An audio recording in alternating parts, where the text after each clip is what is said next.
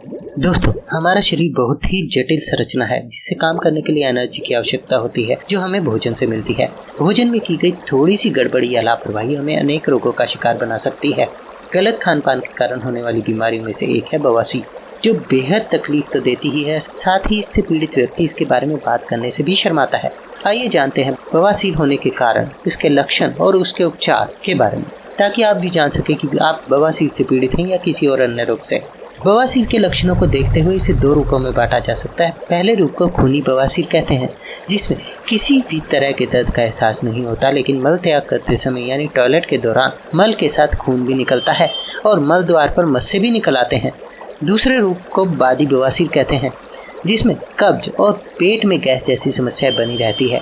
मल द्वार पर मस्से निकलते हैं जिनमें जलन व खुजली होती रहती है।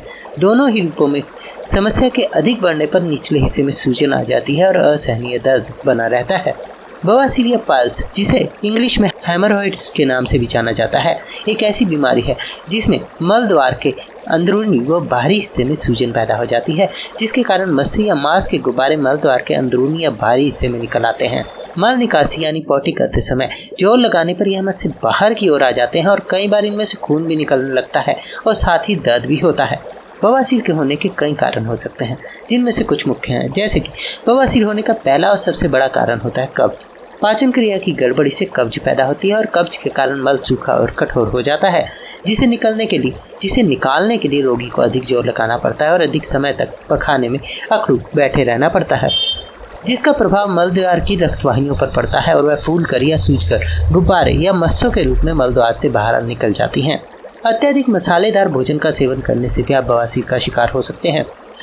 ऐसे खाद्य पदार्थ जिनकी तासीर गर्म होती है, उनको अधिक मात्रा में खाने से भी बवासीर का रोग हो सकता है। बवासीर होने का आनुवंशिक कारण भी होता है, यानी अगर आपके घर में किसी बड़े बुजुर्ग को पाइल्स की समस्या थी तो बहुत अधिक संभावना है कि आप भी इसके शिकार हो जाएं।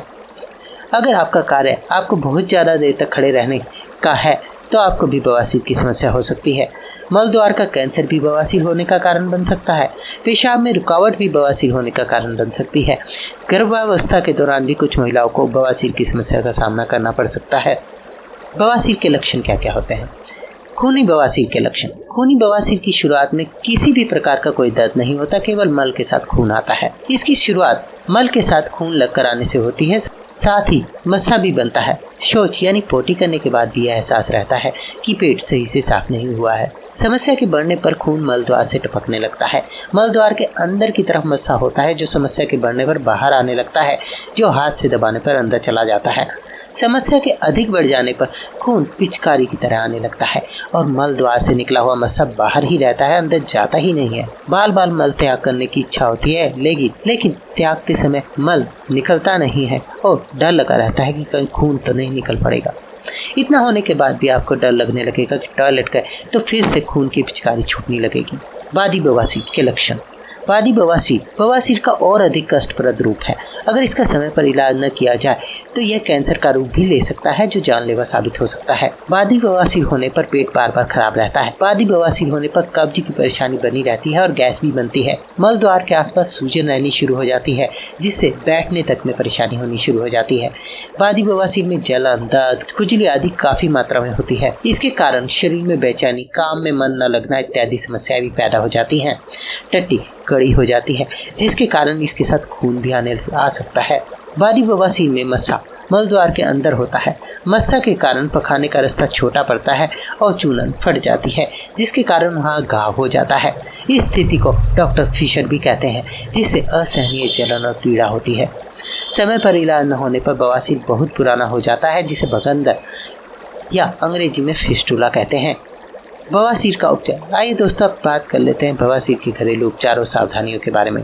बवासीर के रोगी को शरीर में गैस पैदा करने वाले बादी, तले हुए खाद्य पदार्थ, गर्म तासीर वाले खाद्य पदार्थ और मुख्य रूप से हरी, लाल और काली मिर्च का सेवन करने से बचना चाहिए।